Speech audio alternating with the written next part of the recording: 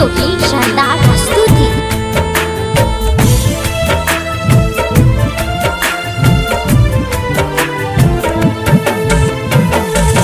कोना के करबो मागे तोहर विदाई, कोना के करबो मागे तोहर विदाई।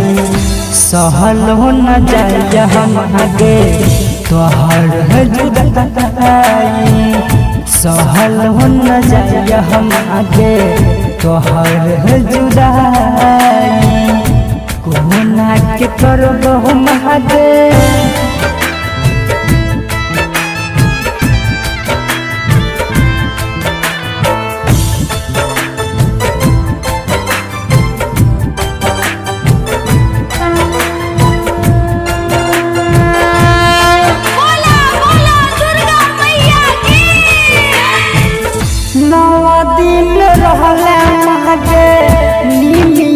के डफलिया भेलो कोन कसूर मागे फेरन नजरिया।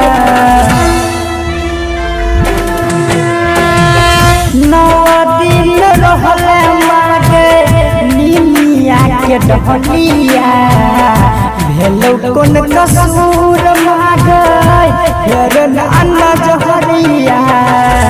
आगो मान सहल जेतो हमसे सजाई, आब नहीं सहल जेतो एहन सजाई।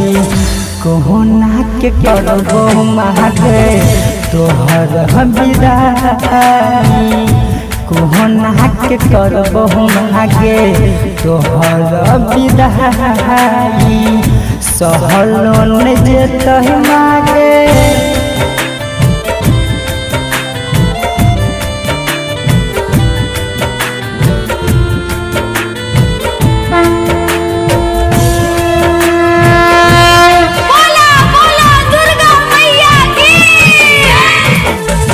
बेटा तोहर मागे और चौकार गे खोल नयन मागे आल छोटुआर गे।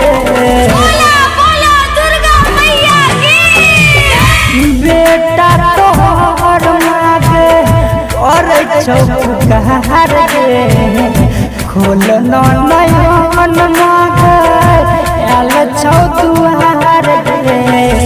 राम उदगाराइटर तो आबै छै रोआई, नीतीश निगाहे कहो आबै छै रोआई। कोना के करबो मागे तोहर विदाई, कोना के करबो मागे तोहर विदाई।